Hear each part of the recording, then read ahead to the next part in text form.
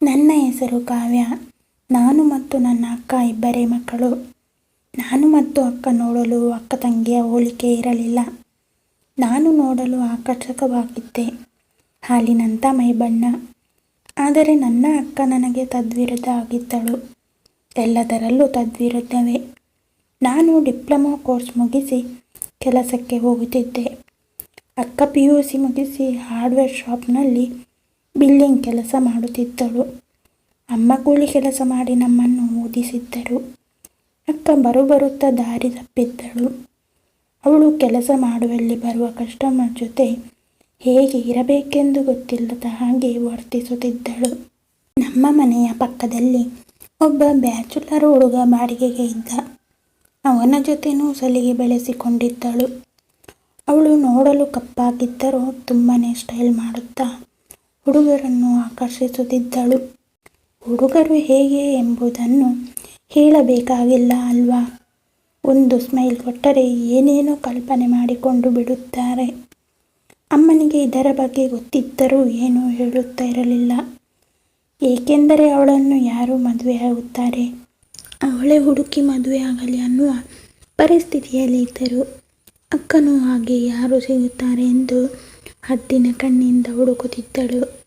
ನಮ್ಮ ಪಕ್ಕದ ಮನೆಯಲ್ಲಿ ಇದ್ದ ಹುಡುಗನಿಗೆ ಪ್ರಪೋಸ್ ಮಾಡಿಯೇ ಬಿಟ್ಟಳು. ಅವನು ಇವಳ ಆಟಕ್ಕೆ ಬಿದ್ದ. ಅಮ್ಮನಿಗೂ ತಿಳಿಯಿತು. ಅಮ್ಮ ಒಪ್ಪಿಗೆಯೂ ನೀಡಿದ್ದರು. ಇವಳಿಗೆ ಬೇಕಾಗಿರುವುದು ಎಲ್ಲ ತಂದುಕೊಡುತ್ತಿದ್ದ. ಹೋಟೆಲ್ ಊಟ ಅಮ್ಮನಿಗೂ ತಂದುಕೊಡುತ್ತಿದ್ದ. ಮುಂದೆ ಅವನು ಅವಳನ್ನು ಬಿಡಬಾರದು ಎಂದು ಎಲ್ಲರಿಗೂ ಗೊತ್ತಾಗುವ ಹಾಗೆ ವರ್ತಿಸಲು ಶುರು ಮಾಡಿದಳು. ಅವನಿಗೆ ಇದರಿಂದ ತೊಂದರೆ ಆಯಿತು. ಅವನು ಹೇಳಿದ್ದ 2 ವರ್ಷ ಬಿಟ್ಟು ಮದುವೆ ಆಗ್ತೀನಿ ಅಂತ. ಇವಳಿಗೆ ಬೇಗ ಮದುವೆ ಆಗಬೇಕು ಎಂದು ಆಸೆ ಇತ್ತು.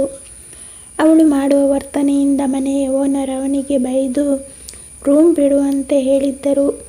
ನಿಮ್ಮಿಬ್ಬರಲ್ಲಿ ಯಾರಾದರೂ ಒಬ್ಬರು ರೂಮ್ ಬಿಡಬೇಕು ಎಂದು ವಾರ್ನಿಂಗ್ ಕೊಟ್ಟರು.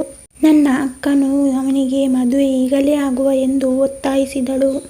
ಅವನ ಮರ್ಯಾದೆ ಹರಾಜು ಆಯಿತು ಎಂದು ನೊಂದು ರೂಮ್ ಬಿಟ್ಟು ಬೆಂಗಳೂರಿಗೆ ಹೋದ. ಸ್ವಲ್ಪ ದಿನ ಬಿಟ್ಟು ಬರುತ್ತೇನೆ ಹೇಳಿ ಹೋದವನು ಅಕ್ಕ ಕಾಲ್ ಮಾಡಿದರೂ ಕಾಲ್ಗೆ ಸಿಗುತ್ತಿರಲಿಲ್ಲ. ನನ್ನ ಅಕ್ಕ ಹುಚ್ಚಿಯಂತೆ ಅವನಿಗೆ ಕಾಲ್ ಮಾಡುತ್ತಲೇ ಇದ್ದಳು. ಇವಳ ಹುಚ್ಚುತನಕ್ಕೆ ಅಮ್ಮನು ಬೈಯಲು ಶುರು ಮಾಡಿದರು. ಅವನು ನಿನಗೆ ಮೋಸ ಮಾಡಿ ಹೋದ, ಸುಮ್ಮನೆ ನಾವು ನೋಡಿದ ಹುಡುಗನನ್ನು ಮದುವೆ ಆಗುವಂತ ಹೇಳುತ್ತಿದ್ದರು. ಆದರೆ ಅಕ್ಕನಿಗೆ ಲವ್ ಮಾಡಿಯೇ ಮದುವೆ ಆಗಬೇಕು ಎಂದು ಆಸೆ ಇತ್ತು. ಮೊದಲ ಲವ್ ಮರಿಬೇಕು ಅಂತ ಎಲ್ಲ ಹುಡುಗರ ಜೊತೆ ಹುಚ್ಚಿಯಂತೆ ವರ್ತಿಸಲು ಶುರು ಮಾಡಿದಳು. ನಮ್ಮ ಊರಿನ ಹುಡುಗರಿಗೆ ಮೊದಲ ಲವ್ ಬ್ರೇಕಪ್ ಆಗಿರುವ ವಿಷಯ ಗೊತ್ತಾಗಿ ಮುಂದೆ ಕಷ್ಟ ಆಗಬಹುದು ಎಂದು ಫೇಸ್ಬುಕ್ ಲವ್ ಮಾಡಲು ಶುರು ಮಾಡಿದಳು. ಫೇಸ್ಬುಕ್ನಲ್ಲಿ ಇವಳ ಫೋಟೋ ನೋಡಿ ಯಾರು ಮದುವೆ ಆಗಲು ಮುಂದೆ ಬರಲಿಲ್ಲ. ಬರೀ ಟೈಮ್ ಪಾಸ್ ಮಾಡುತ್ತಿದ್ದರು. ನನ್ನ ಅಕ್ಕ ತುಂಬ ಡಬಲ್ ಗೇಮ್ ಆಡುವವಳು. ಬಾಯಿ ಬಿಟ್ಟರೆ ಸುಳ್ಳು ಮೋಸ ಅವಳ ಹುಟ್ಟು ಗುಣವಾಗಿತ್ತು. ಒಂದು ಲೋಕ ರೂಢಿ ವಿಷಯ ಇದೆ ಗೊತ್ತಾ ನಿಮಗೆ? ಒಳ್ಳೆಯವರಿಗೆ ಕೆಟ್ಟವರು ಸಿಗುತ್ತಾರೆ, ಕೆಟ್ಟವರಿಗೆ ಒಳ್ಳೆಯವರು ಸಿಗುತ್ತಾರೆ ಅಂತ. ಅದೇ ರೀತಿ ನನ್ನ ಅಕ್ಕನಿಗೆ ಎಲ್ಲ ಹುಡುಗರು ಒಳ್ಳೆಯವರೇ ಸಿಕ್ಕಿದ್ದರು. ಆದರೆ ತುಂಬ ಒಳ್ಳೆಯವರಲ್ಲ. ಅವರು ಟೈಮ್ ಪಾಸ್ ಮಾಡುತ್ತಿದ್ದಾರೆ ಎಂದು ತಿಳಿದು ಎಷ್ಟೋ ಫೇಸ್ಬುಕ್ ID ಡಿಲೀಟ್ ಮಾಡಿದ್ದಳು.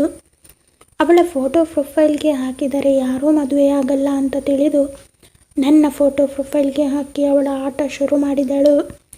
ಫೋಟೋ ನೋಡಿದರೂ ಮೀಟ್ ಆಗಬೇಕು ಎಂದು ಹುಡುಗರು ಕೇಳದೇ ಇರುತ್ತಾರೆಯೇ?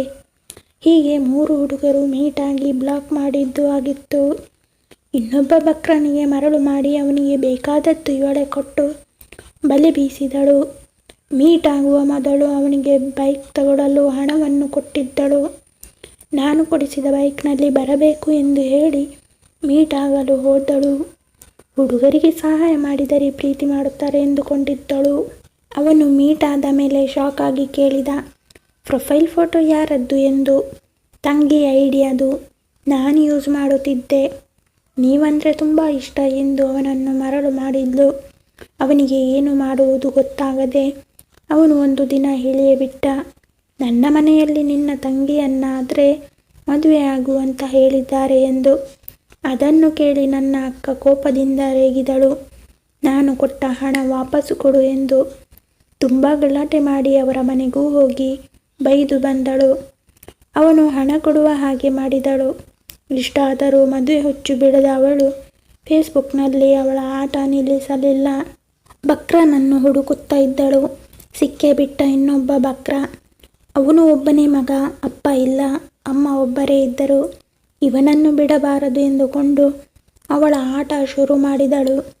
ಅವನು ಕುಡುಕನಾಗಿದ್ದ. ಫ್ರೆಂಡ್ಸ್ ಜೊತೆ ಸುತ್ತುವುದು ಅವನ ದಿನಚರಿಯಾಗಿತ್ತು. ಅವನಿಗೆ ಹಣದ ಆಮಿಷ ಒಡ್ಡಿ ಅವನ ವೀಕ್ನೆಸ್ ಪತ್ತೆ ಮಾಡಿ ಬಲೆಗೆ ಹಾಕಿ ಬಿಟ್ಟಳು.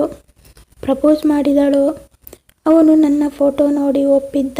ಅವಳ ಫೋಟೋ ಕೊಟ್ಟಿಲ್ಲ. ಮುಂದೆ ಅವನಿಗೆ ಬೇಕಾದಾಗ ಖರ್ಚಿಗೆ ಹಣ ಕೊಡುತ್ತಿದ್ದಳು. ಮದುವೆಯ ಮಾತು ಆಡಿದಳು. ಆಗ ಅವನು ಮನೆಯ ಪರಿಸ್ಥಿತಿಯ ಬಗ್ಗೆ ಹೇಳಿದ. ಅಪ್ಪ ಸತ್ತು 1 ವರ್ಷ ಆಗಿಲ್ಲ. ಈಗಲೇ ಮದುವೆ ಆಗಲು ಹಣ ಇಲ್ಲ. ಮನೆ ಬೇರೆ ರಿಪೇರಿ ಇದೆ. ಸಾಲ ಇದೆ ತುಂಬ. ಈಗಲೇ ಮದುವೆ ಆಗಲು ಆಗುವುದಿಲ್ಲ. ಇನ್ನು 3 ವರ್ಷ ಬಿಟ್ಟು ಮದುವೆ ಆಗುತ್ತೇನೆ ಎಂದು ಹೇಳಿದ. ಅಕ್ಕ ನನಗಿಂತ 4 ವರ್ಷ ದೊಡ್ಡವಳು. ಆದರೆ ಅವನು ಅಕ್ಕನಿಗಿಂತ 4 ವರ್ಷ ಚಿಕ್ಕವನು. ಇವಳಿಗೆ 24 ವರ್ಷ ಆಗಿತ್ತು. ಅವನಿಗೆ 20 ವರ್ಷ ಆಗಿತ್ತು. 3 ವರ್ಷ ಮದುವೆ ಆಗದೇ ಇದ್ದರೆ ಅವನು ಬದಲಾಗಬಹುದು ಎಂದು ಅವನು ಹೇಳಿದ್ದಕ್ಕೆ ಎಲ್ಲ ನಾನೇ ಹಣ ಕೊಡುತ್ತೇನೆ, ಮನೆ ರಿಪೇರಿ ಮಾಡಿಸಿ ಮದುವೆ ಆಗುವ ಎಂದು ಹೇಳಿದಳು. ಅವನು ಫೋಟೋ ಕೇಳಿದ. ಫೋಟೋ ನೋಡಿದ ಮೇಲೆ ಅವನ ಮನಸ್ಸು ಬದಲಾಯಿತು. ಅವನು ಹೇಳಿದ, ಓಕೆ, ಮನೆಯವರನ್ನು ಕೇಳಿ ನಿಮ್ಮ ಮನೆಗೆ ಹೆಣ್ಣು ನೋಡಲು ಬರುತ್ತೇವೆ ಎಂದು. ಅವನಿಗೆ ಇವಳಲ್ಲಿ ಒಂದೇ ಇಷ್ಟ ಆಗಿದ್ದು. ಒಳ್ಳೆಯ ಸಂಪಾದನೆ ಇದೆ, ಖರ್ಚಿಗೆ ಕೊಡುತ್ತಾಳೆ, ನಮ್ಮನ್ನು ಸಾಕುತ್ತಾಳೆ ಎಂದು ಅರ್ಧ ಮನಸ್ಸಿನಿಂದ ಒಪ್ಪಿದ. ಇವಳು ಅವನಿಗೆ ಬೇಕಾದಷ್ಟು ಹಣ ಕಳುಹಿಸಿದಳು. ಅವನು ಮನೆ ರಿಪೇರಿ ಶುರು ಮಾಡಿದ. ಹುಡುಗಿ ನೋಡಲು ಮನೆಯವರನ್ನು ಕರೆದುಕೊಂಡು ಬಂದನು. ಇವಳನ್ನು ನೋಡಿ ಹೋದವನು ಒಂದು ದಿನ ಕಾಲ್ ಮಾಡಲಿಲ್ಲ. ಇವಳು ಮಾಡಿದರೂ ಕಾಲ್ ಪಿಕ್ ಮಾಡಲಿಲ್ಲ. ಇವಳು ಮೆಸೇಜ್ ಮಾಡಿದಳು, ಕಾಲ್ ರಿಸೀವ್ ಮಾಡಿಲ್ಲ ಅಂದರೆ ನಿನ್ನ ಹೆಸರು ಬರೆದಿಟ್ಟು ಸಾಯುತ್ತೇನೆ ಎಂದು. ಅವನು ಇವಳನ್ನು ನೋಡಿ ಶಾಕ್ ಆಗಿ ರಾತ್ರಿ ಪೂರ್ತಿ ಕುಡಿದು ಇವಳನ್ನು ಬಿಡಲು ಕಾರಣ ಹುಡುಕುತ್ತಿದ್ದ. ಇವಳು ಯಾವುದೇ ಕಾರಣಕ್ಕೂ ಬಿಡುವುದಿಲ್ಲ ಎಂದು ತೀರ್ಮಾನ ಮಾಡಿದ್ದಳು. ಅವನ ಮನೆಯವರು ಹುಡುಗಿ ನಿನಗೆ ಸೂಟ್ ಆಗಲ್ಲ ಹೇಳಿದರು. ಅವನಿಗೆ ಏನು ಮಾಡುವುದು ಎಂದು ತಿಳಿಯದೆ ನಾನು ಸಾಯುತ್ತೇನೆ ಅಂತ ಹೇಳಿದ. ಮನೆಯವರು ನಿನ್ನ ಮದುವೆ ಆಗುವುದು ಬೇಡ ಹೇಳಿದರು. ಅಂದು ಬಿಟ್ಟ. ಇವಳು ಶುರು ಮಾಡಿದಳು, ನಾನು ಅಷ್ಟೆಲ್ಲ ಕೊಟ್ಟು ಮದುವೆ ಆಗೋಣ ಅಂತ ಹೇಳಿದ್ರು, ನೀವು ಬೇಡ ಹೇಳ್ತೀರಾ, ನಾನು ಸಾಯುತ್ತೇನೆ ಎಂದು ಬ್ಲ್ಯಾಕ್ ಮೇಲ್ ಮಾಡಿದಳು. ಅದನ್ನು ಕೇಳಿ ಅವನು ಸರಿ ಒಪ್ಪಿಸುತ್ತೇನೆ ಮನೆಯಲ್ಲಿ, ಆದರೆ ಮದುವೆ ಖರ್ಚಿಗೂ ಹಣ ಇಲ್ಲ, ಸಾಲ ಮಾಡಬೇಕು ಎಂದು ಹೇಳಿದ. ನನ್ನ ಹತ್ತಿರ ಇದ್ದಷ್ಟು ಕೊಡುತ್ತೇನೆ, ಮುಂದೆ ಮದುವೆ ಆದಮೇಲೆ ಸಾಲನು ನಾನೇ ತೀರಿಸುತ್ತೇನೆ ಎಂದು ಹೇಳಿದಳು. ಅದಕ್ಕೆ ಅವನು ಒಪ್ಪಿ ಜಾತಕ ಕೊಡಲು ಹೇಳಿದ. ಇವಳು ಅದರಲ್ಲೂ ಗೇಮ್ ಆಡಿದಳು.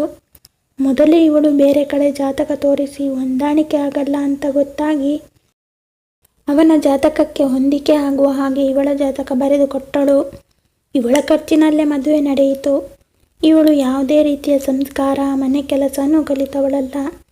ಅತ್ತೆ ಮನೆಯಲ್ಲಿ ಯಾವುದೇ ಕೆಲಸ ಮಾಡಿದರೂ ಸರಿಯಾಗದ ಕಾರಣ ಅತ್ತೆ ಹೇಳಲು ಬರುತ್ತಿದ್ದರು.